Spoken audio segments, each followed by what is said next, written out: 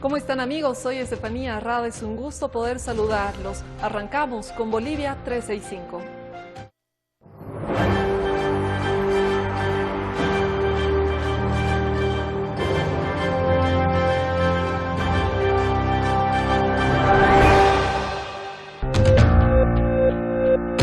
Somos Bolivia 365, un portal de noticias para dispositivos móviles. Puedes vernos a través de tu tablet, computadora o celular. Descarga nuestra aplicación, estamos en App Store para iPhone y en Play Store para Android. Todos los días, todas las noticias, Bolivia 365, los esperamos. El jefe de la Unidad Administrativa Financiera de la Unidad de Proyectos Especiales anunció de que el ministro de la Presidencia, Yerko Núñez, dará un informe el próximo lunes acerca de las personas implicadas en la compra de los medios de comunicación en Bolivia. El próximo lunes el ministro de la Presidencia, Yerko Núñez, presentará un informe que da cuenta que sí existen más personas particulares implicadas en el desvío de recursos económicos del Estado, supuestamente para la compra de medios de comunicación. Así lo dio a conocer el jefe de la Unidad Administrativa Financiera de la Unidad de Proyectos Especiales, UPRE, Hugo Pérez. Se están evaluando las acciones que se van a realizar con los diferentes medios de comunicación, que se les va a informar en un momento adecuado a todos los medios, ¿no? Y el ministro Yerko Núñez va a hacer la presentación de eso. Según esta autoridad, el ministro de la Presidencia presentaría todos los manejos que se han tenido desde el 2007 hasta el 2011 de los recursos venezolanos. Pérez señaló que en la investigación se tienen nombres de diferentes personas, pero que por lo pronto, por la magnitud de la investigación, ya tienen determinado todos los respaldos correspondientes del señor Marcelo Hurtado. Bastante preocupado, pero contento por los pasos que estamos avanzando. Estamos dando pasos seguros, las cuales nos están permitiendo dar resultados bastante objetivos que ya se van a ver en los días siguientes que vienen, ¿no? Recordemos que el 21 de septiembre el ministro de la Presidencia, Yerko Núñez, anunció que iniciará un proceso penal en contra de Juan Ramón Quintana y otros exministros, y Ronald Sánchez, exdirector de la UPRE, por desviar 16 millones de dólares provenientes de Venezuela para la compra de medios de comunicación como Hacer, ATV, La Razón y Extra. Seguimos hablando de este tema. ATV, La Razón y el Extra fueron beneficiados con altos montos económicos, esto por publicidad y también por propaganda en el gobierno de Evo Morales. En mayo de esta gestión, la entonces ministra de Comunicación, Isabel Fernández, ahora viceministra de Comunicación, dio a conocer que el gobierno de Evo Morales contrató los servicios publicitarios de 20 redes televisivas con la suma de 638 millones de bolivianos. Entre los medios más favorecidos con este monto se encontraban Bolivia TV, ATV y BATE. Pero recientemente se dio a conocer que ATV, La Razón y Extra fueron comprados por un desvío de dinero venezolano. Según los datos dados a conocer en mayo, ATV se benefició con más de 107 millones de bolivianos en pauta publicitaria. También se dio a conocer que 20 medios impresos de Bolivia se beneficiaron con millonarios recursos públicos en publicidad y propaganda en el gobierno de Evo Morales. Según el reporte, durante el 2017, 2018 y 2019 se destinó un total de 51.362.281 bolivianos para publicidad estatal en medios como La Razón en la ciudad de La Paz y periódicos de reciente creación y desconocidos del país. En específico, La Razón captó más de 12 millones de bolivianos en publicidad y en quinto lugar de la lista que usted puede observar se encuentra el periódico Extra, que captó más de 3 millones de bolivianos, un medio que es del mismo grupo empresarial de La Razón y ATV. Recordemos que la jornada del martes 22 de septiembre se dio a conocer que ATV, La Razón y Extra fueron adquiridos por recursos provenientes de un préstamo venezolano, pero que las acciones terminaron en manos de privados, como ser Marcelo Hurtado y Carlos Gil. A su vez, el ministro de la Presidencia anunció que iniciará una querella penal en contra de Juan Ramón Quintana, el ministro de la Presidencia de Evo Morales, y el exdirector de la UPRE por los delitos de ganancias ilícitas, asociación delictuosa e incumplimiento de deberes, en el caso de adquisición de ATV, La Razón y Extra, informó el ministro. Hoy se realiza la exhumación del supuesto cuerpo de Jorge Clavijo, quien fue acusado de asesinar a la periodista Analí Huaycho el año 2013. Este proceso contará de 8 pasos para tener resultados en 20 días. Autoridades, familias y expertos médicos realizarán la exhumación de los restos del teniente de policía Jorge Clavijo, quien fue acusado de asesinar a la periodista Analí Huaycho en el 2013. El equipo multidisciplinario del Instituto de Investigaciones Forenses, IDIF, tiene previsto seguir al menos 8 pasos en el proceso de obtener las muestras, realizar el estudio y entregar los resultados en 20 días. El primer paso es el legal. Los familiares de la periodista Analí Huaycho y los de Jorge Clavijo o los abogados de ambas partes deben estar presentes necesariamente en la toma de las pruebas. Si una de las partes no asiste, queda suspendido el trabajo. El segundo paso, según la explicación de un especialista en medicina forense allegada al caso, es la verificación de la presencia de los interesados. El juez o fiscal debe verificar la presencia de todos quienes deben estar. El tercer paso consiste en el despliegue del plan operativo técnico-científico. Cada perito deberá cumplir sus funciones. El forense tomará una muestra del hueso de la mano, realizando un corte o la dentadura de donde se extraerá el ADN. El cuarto paso se crea la denominada cadena de custodia, que consiste en depositar la muestra obtenida del cuerpo del fallecido por un especialista, que debe ser trasladada a los laboratorios del IDIF. En el quinto paso, el instituto recibirá la solicitud de recepción de las pruebas de ADN que se le hizo al teniente de la policía. En ese momento el director del IDIF debe nombrar a un perito a quien le tomará juramento y este se enviará las muestras al laboratorio para su estudio. El sexto paso, el IDIF tomará una muestra de sangre de la madre o del padre de Clavijo, pero también puede ser una muestra de su hijo. En el séptimo paso, el laboratorio realizará las comparaciones genéticas de las muestras de Clavijo con las del padre o de su hijo. El último paso consiste en la entrega de los resultados de las pruebas, que será dentro de 20 días. El director del IDIF informó que el trabajo de tanología, antropología y odontología tardará 10 días aproximadamente. Dan detención domiciliaria a la expresidenta del Tribunal Supremo Electoral, María Eugenia Choque, es decir, que podría salir del penal de mujeres de Obrajes. La expresidenta del Tribunal Supremo Electoral, María Eugenia Choque, consiguió que un juez le conceda detención domiciliaria. De acuerdo con fuentes oficiales, la ex autoridad, detenida por el caso fraude electoral, podría abandonar el penal de mujeres de Obrajes después de cumplir los requisitos para acceder a este beneficio. Laura Crespo, ex abogada de Choque, confirmó que la audiencia se realizó en el Juzgado Segundo de Anticorrupción de La Paz el viernes 18 de septiembre. En la misma defensa de la ex titular del órgano electoral, demostró que el plazo que se había fijado para la detención preventiva en el penal de Obrajes había expirado en mayo y que las partes querellantes, gobierno, fiscalía, activistas, entre otras, no solicitaron la ampliación de la detención preventiva. El fiscal departamental de La Paz, Marco Antonio Cosio, evitó referirse este jueves al caso y anunció que este viernes se referirá al beneficio conseguido por la expresidenta del TCE. Recordemos que Choque fue enviada al penal de mujeres el 10 de noviembre del 2019, después de conocerse un informe preliminar de la Organización de Estados Americanos, OEA, sobre presuntos fallos en el cómputo de las elecciones del 20 de octubre. Permanecen en las cárceles del país Edgar González en Cochabamba y Delfonso Mamani en el penal de San Pedro y Lucy Cruz en la cárcel de Miraflores. Y hay multas por ensuciar la urbe paceña y destrozos en murales, también en las aceras, y esto supera el 1.000.000 de bolivianos.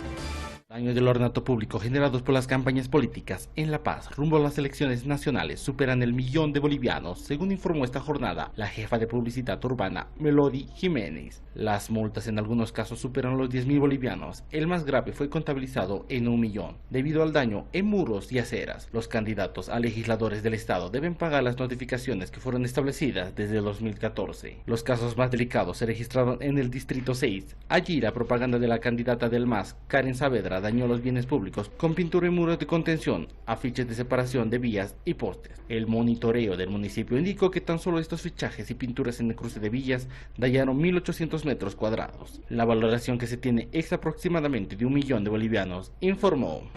A todas las personas que son parte de este proceso electoral, que tengan un poco de consideración, porque yo les he puesto que si podemos hablar con los ciudadanos, ellos no van a estar conformes en que todo este deterioro y este daño en la ciudad posteriormente sea asumido para su limpieza por el ciudadano.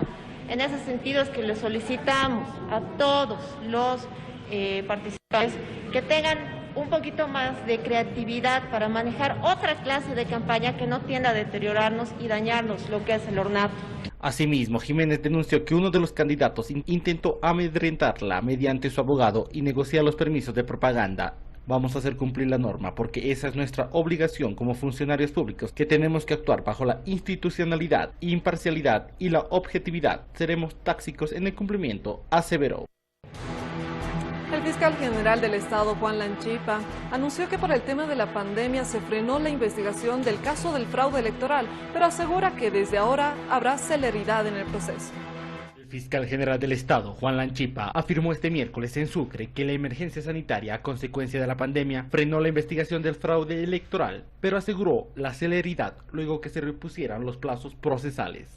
Explicó que hay un avance considerable porque ya se tiene el trabajo pericial documentado vinculado a la denuncia de fraude en las elecciones generales del año pasado. Lanchipa dijo que es importante que la población conozca que desde marzo de este año se interrumpieron los plazos procesales y se reanudaron hasta hace un par de semanas, según despacho del periodista Iván Ramos de la red Herbol. Todo ese tiempo no se ha podido desarrollar ninguna actividad investigativa. No es atribuible al Ministerio Público la paralización de las investigaciones. Hemos tenido la paralización, lo cual ha impedido llevar adelante diferentes actividades. Dijo que una vez repuestos los plazos procesales se está dando la celeridad correspondiente para tener lo antes posible las conclusiones en esta investigación. El gobierno y diferentes parlamentarios de la oposición reprocharon a la Fiscalía General porque a un año del fraude electoral no se convocaron a los denunciados, entre ellos el expresidente Evo Morales, sindicado de ser autor intelectual de estos hechos que se llevaron a anular las elecciones del 2019. Hace días atrás, el expresidente Evo Morales manifestó que tenía comunicación con la Iglesia Católica, empresarios privados y también con las Fuerzas Armadas. Sin embargo, la Iglesia Católica desmiente tal afirmación. El monseñor Ricardo Centellas negó las afirmaciones del expresidente Evo Morales. Sostuvo que se encontraba hablando con la Iglesia Católica y otras entidades. La Conferencia Episcopal negó tal afirmación y aseveró que no tiene contactos con el exmandatario. La Conferencia Episcopal Boliviana no tiene ningún contacto con el expresidente, no tenemos ninguna relación. La Conferencia Episcopal Boliviana se reunió con el Tribunal Supremo Electoral sobre la depuración que se realizó al padrón electoral a lo largo de este año. Fundamentalmente en torno a la depuración que han realizado a lo largo de este año, de este enero prácticamente. Y creo que es un trabajo interesante, serio, y esperamos que esto vaya adelante porque la depuración es constante. La información consistía en saber qué trabajo está realizando el tribunal. La respuesta de la Iglesia Católica surge después de que el expresidente Evo Morales, mediante una conferencia en video realizada con jóvenes de la Ciudad del Alto, afirmara que se encuentra seguro de que el movimiento al socialismo ganará las elecciones venideras y que ante la posibilidad de otro golpe se encontraba hablando con algunos miembros de las Fuerzas Armadas, empresarios privados y con la Iglesia Católica. Dan 30 años de cárcel sin derecho a indulto a William Kushner por el delito de feminicidio contra Andrea Aramayo. Recordemos que la joven fue arrollada por un vehículo que conducía su expareja.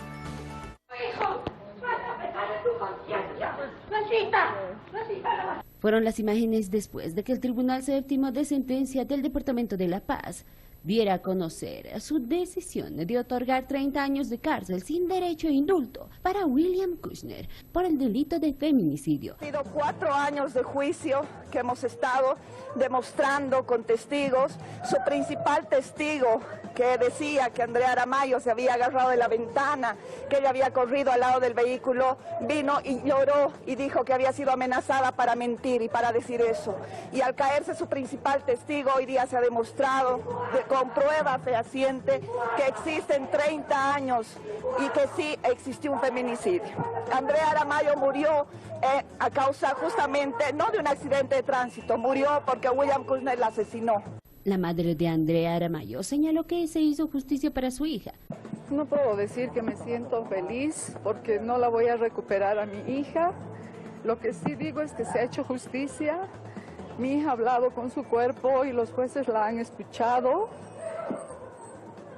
Y Por su parte, la familia de Kushner afirmó que apelarán la determinación de la justicia. Los abogados verán los pasos a seguir en el proceso, afirmaron. Las pruebas que se han presentado no las han valorado, incluso las pruebas de las otras partes que favorecían a William no han sido valoradas como se debería. Después de 5 años, este proceso tuvo una condena. Durante este tiempo, William Kushner se encontraba detenido, por lo que le quedan 25 años de privación de libertad para cumplir esta condena. Un hecho que ocurrió en agosto del 2015, luego de que Andrea Aramayo fuera atropellada por el coche que conducía William Kushner. El hecho ocurrió específicamente en la calle Pedro Salazar, en el barrio de Sopocachi, en la ciudad de La Paz, luego de que ambos coincidieran en un centro nocturno. Según testigos, ambos sostuvieron una discusión. La Fiscalía abrió un proceso por el delito de feminicidio, pero la defensa del acusado consideró que la investigación debió ser por muerte en accidente de tránsito. Hace días atrás se viralizó un debate virtual en redes sociales en el cual Reinaldo Ezequiel, candidato por el MAS a diputado, manifestaba que el socialismo significaba socializar. Sin embargo, ahora el candidato del MAS justifica su error y admite que desconoce los conceptos de socialismo. Tras la polémica desatada por el dirigente y candidato a diputado Reinaldo Ezequiel, al referir en un conversatorio con otros candidatos que ser socialista es ser sociable. Contame, ¿qué es socialismo? Bueno, yo entiendo socialismo, mi estimado, es ser sociable. El propio líder juvenil salió a aclarar y justificar su error, a tiempo de admitir que no conoce mucho de teorías, definiciones ni conceptos. No supe explicar qué es el socialismo y dije algo inesperado para mis oponentes políticos y una barbaridad para mis compañeros. Les pido 1000 disculpas, reconozco que no sé mucho de teoría, definiciones o conceptos, señaló Ezequiel en las redes sociales. Además, el candidato se excusó diciendo que todos en algún momento cometen errores y él los reconoce. Es cierto, hay muchas cosas que no sé, pero puedo dar cátedra en lealtad, compromiso, lucha, honestidad y honradez. Ahí tienen a muchos políticos de la derecha que se creen mejores que yo por saber un poco más, expresó aprovechando la ocasión para desfundar contra sus adversarios políticos y afirmó que seguirá aprendiendo. Aún somos pichones, tenemos mucha cancha por recorrer y aprender, concluyó el candidato. Hay muchas personas que piden la devolución de sus aportes a la AFP, esto debido a la crisis económica por la pandemia. Sin embargo, no existe norma que establezca esta devolución de aportes. Los aportantes de las AFP exigen la devolución de sus contribuciones al 100%.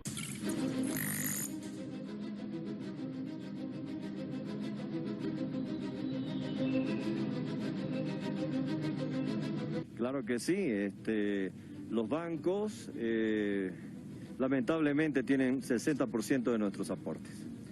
Las AFP han hecho una mala administración de nuestra plata. Entonces, esa mala administración de las malas inversiones que está haciendo la administradora de fondos de pensiones hacen que nosotros salgamos a las calles a pedir la devolución. Por otra parte, el sector de los jubilados rechaza esta propuesta de la devolución del 100% porque habría un movimiento económico negativo. No se olviden que estos 20.000 millones de dólares que en este momento son los aportes de todos los trabajadores en las AFPs, mueve la economía del país, está dentro del sistema financiero nacional.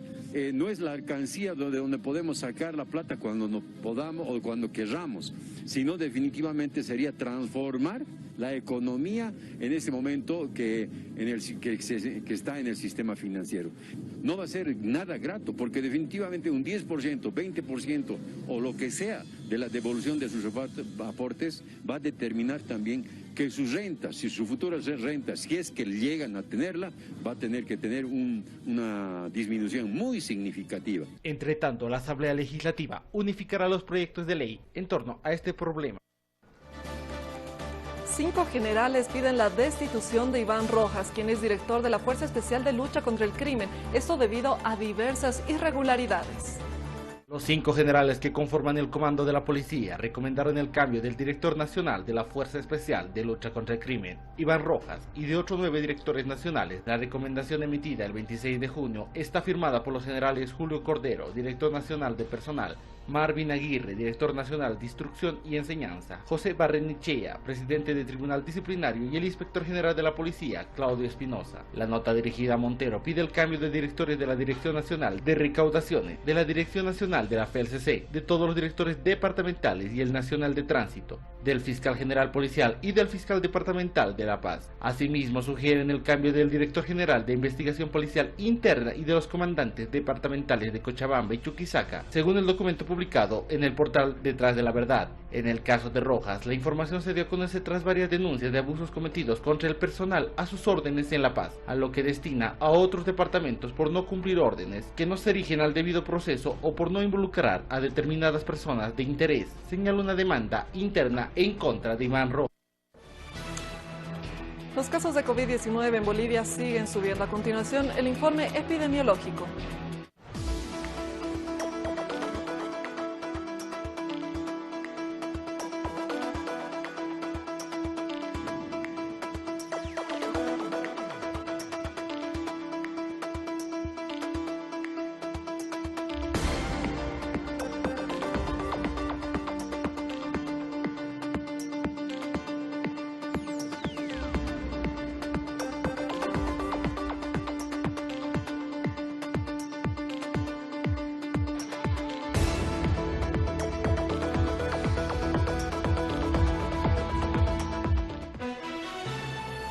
El jefe nacional de epidemiología, Virgilio Prieto, dijo que cometió un lapsus, eso por afirmar que la vacuna del COVID-19 llegaría en enero del 2021 a Bolivia. Virgilio Prieto, el jefe nacional de epidemiología, había afirmado que la vacuna de la Universidad de Oxford llegaría a Bolivia en enero de 2021. Sin embargo, en una entrevista con El Deber vía streaming, confesó que cometió un lapsus que lo llevó a lanzar un dato aún no confirmado por los expertos ingleses. Ha habido una situación de lapsus cometido por mi persona en el sentido real de que la investigación, que debía terminarse en noviembre por Oxford, se va a terminar posiblemente en enero del próximo año, y en el entendido que nosotros estamos en la prioridad de tener la vacuna para el 20% de nuestra población. Los tiempos han de ser muy cortos, explicó Prieto desde La Paz. La vacuna que elabora la Universidad de Oxford es la que estaría más avanzada entre otras, que se encuentran en desarrollo, y se comprobó que las personas que recibieron el fármaco llegaron a generar anticuerpos. Nos permite una pausa. Al retornar estaremos con más información. Somos Bolivia 365. La información que hay que saber y entender, lo que está ocurriendo en Bolivia y el mundo, lo que está pasando y lo que va a pasar, una mirada completa a la actualidad, todos los días, todas las noticias, los 365 días, Noticias 365, por Bolivia 365. Aquí y ahora pasan cosas que tenemos que saber. Aquí y ahora es cada vez más necesario el análisis, entrevistas, política, sociedad y economía. Aquí y ahora, con Ramón Grimald, por Bolivia 365. Estamos también frente a una crisis medioambiental. Todo lo que hay que saber de economía en el momento en que está pasando. Nos han presentado el modelo estatista o el modelo neoliberal como una gran novedad. No dejes de ver Economía en Línea con Gonzalo Chávez, por Bolivia 365. Cada uno de los bolivianos y bolivianas merecen el derecho a la vida y merecen el derecho a la libertad. La aclaración final, la explicación necesaria, 30 minutos que los dedicamos a la postdata, lo que hay después de los datos. Postdata News, por Bolivia 365. De todo eso, de lo que no se habla en la sobremesa, aquí lo conversamos. Política, sexo, religión, cultura, coyuntura y todo eso que nos gusta y no nos asusta. Con Camila Bedregal y José Luis Durán. Insectos adultos, por Bolivia 365. 5 miradas a la realidad nacional. Un lugar donde confluyen diferentes perspectivas para un mismo tema país. La actualidad desde 5 esquinas que se miran a los ojos. El Pentágono. Conduce Mario Espinosa. Por Bolivia 365. Porque es tiempo de noticias y opiniones serias. Bolivia 365. Gracias por continuar con nosotros. Es momento de hablar de China, un país que avanza a pasos agigantados para conseguir la vacuna contra el COVID-19. Ellos pretenden fabricar 1.000 millones de dosis para el 2021. China prevé tener 160 millones de vacunas listas antes de que acabe este año y 1.000 millones en 2021. Así lo aseguró este viernes el director del Centro de Desarrollo de Ciencia y Tecnología de la Comisión Nacional de Salud durante una rueda de prensa en Pekín. Y es que varias vacunas de al menos 4 empresas chinas se encuentran ahora en la tercera fase de pruebas. La de Sinovac, Sinopharm, el Instituto de Productos Biológicos de Wuhan y la de CanSino Biologics, que comenzó a usarse a finales de junio en el ejército chino. A estas habría que sumar las de otro consorcio en el que el país asiático participa, como el formado por la china Fosun Pharma, la alemana BioNTech y la estadounidense Pfizer. Las vacunas están previstas que salgan al mercado cuando superen la tercera y última fase de ensayos clínicos, que por el momento avanzan a pasos agigantados. China aspira así a convertirse en el primer país del mundo en producir una vacuna a gran escala contra la COVID-19, para lo que cuenta con media docena de países en vías de desarrollo, entre ellos varios latinoamericanos, que participan en la fase final de ensayos clínicos de varios proyectos. Habitualmente el periodo para que una vacuna pueda estar disponible para su uso a nivel masivo es de al menos entre 12 y 18 meses, según la Organización Mundial de la Salud, aunque Pekín ha permitido que se lleven a cabo al mismo tiempo algunos estudios en diferentes fases. Moscú, el principal foco de infección de Rusia de COVID-19, vuelve nuevamente a las cuarentenas y el teletrabajo. Esto tras registrarse un repunte de casos de COVID-19 en estos últimos 3 meses. Moscú vuelve a imponer restricciones tras registrar el mayor aumento diario de casos de coronavirus en 3 meses. Entre estas medidas se encuentra la cuarentena para mayores de 65 años y la recomendación de trabajo remoto para todos los demás. En total, Rusia acumula 1.136.000 casos de COVID-19, lo que sitúa al país en el 4º lugar en el mundo por el número de contagios, tras Brasil, Estados Unidos y la India. En cuanto a Moscú, la capital se mantuvo como el epicentro de la pandemia desde el primer momento, pero ha comenzado además a registrar un aumento de casos diarios de coronavirus a mediados de septiembre, 2 semanas después del inicio del curso académico. Así, el 15 de septiembre, por primera vez en 2 meses y medio, los contagios diarios en Moscú superaron la cifra de los 700 casos hasta llegar a más de 1.000. Ante este repunte de casos, algunos especialistas llamaron a acelerar la vacunación contra el coronavirus con el fármaco que Rusia registró el pasado agosto y que entró en su tercera fase de ensayos clínicos el 9 de septiembre. España es uno de los países más golpeados por el COVID-19. Ahora Madrid amplía sus restricciones en diferentes zonas, sin embargo, Sanidad pide que sea para toda la ciudad. Madrid amplía el confinamiento selectivo a más zonas, mientras el Gobierno pide cerrar la ciudad. A partir del lunes habrá 8 zonas más con restricciones de movilidad. Serán en total 45 áreas sanitarias. Más de 1 millón de vecinos afectados, según ha explicado el viceconsejero de Salud Pública, Antonio Zapatero. Medidas que tienen un fundamento puramente técnico y que buscan evitar la transmisión del virus y, sobre todo, proteger a la ciudadanía. Estos criterios son que estas zonas básicas de salud presentan una incidencia acumulada de 14 días superior a los 1.000 casos por 100.000 habitantes, que tienen una tendencia estable o creciente y que en algunos casos, los menos, su contigüidad geográfica facilita el control perimetral de la movilidad. Al mismo tiempo que el responsable madrileño daba estas explicaciones, el ministro de Sanidad, Salvador Illa, exigía más acciones. Y yo creo que van a venir unas semanas duras en Madrid. Y así lo tengo que trasladar, también en otras partes del territorio de España. Y, por tanto, hay que actuar con determinación y en 3 palabras para tomar el control. Y hay que hacer esto, no hay otro atajo, no hay otro atajo. No vale en esos momentos un cierto gradualismo, hay que actuar con determinación. Y esto es lo que el Gobierno de España traslada hoy a los ciudadanos y ciudadanas de la Comunidad de Madrid y al conjunto del país. Sanidad indica restricciones para zonas con más de 500 casos por 100.000 habitantes. Madrid lo aplica a zonas con 1.000 casos. Y este jueves una multitud abucheó al presidente de Estados Unidos, Donald Trump, al visitar el Tribunal Supremo, donde están los restos de la jueza Ruth Bader, quien era parte de esta corte. Varias personas han abucheado este jueves al presidente de Estados Unidos, Donald Trump, durante su visita al Tribunal Supremo, donde se encuentra la capilla ardiente de la jueza de esa corte, Ruth Bader Ginsburg, fallecida el pasado viernes y que el mandatario quiere reemplazar antes de las elecciones de noviembre. Trump y su esposa Melania se situaron a ambos lados del féretro de la célebre jueza, icono del movimiento feminista en Estados Unidos, y guardaron un minuto de silencio. mientras los abucheos de la multitud congregada frente al Supremo se hacían más fuertes. Quienes le gritaban eran las decenas de personas que esperaban en la fila para acercarse al ataúd de Ginsburg, quienes pidieron a Trump que respetara su deseo. Antes de morir, la magistrada dejó escrito que su deseo más ferviente era no ser reemplazada hasta que haya un nuevo presidente, tras las elecciones del 3 de noviembre. Ginsburg, una de las 4 jueces progresistas del Supremo, era consciente de que si Trump la sustituye, puede inclinar hacia la derecha el equilibrio de poder en la máxima corte, donde apenas quedarían 3 jueces de su tendencia ideológica frente a otros 6 conservadores. Por su parte, el mandatario ha dejado claro que no tiene intención de retrasar su nominación. Trump planea anunciarlo este sábado, tras asegurar que ha reducido su lista de candidatas a 5, todas ellas mujeres.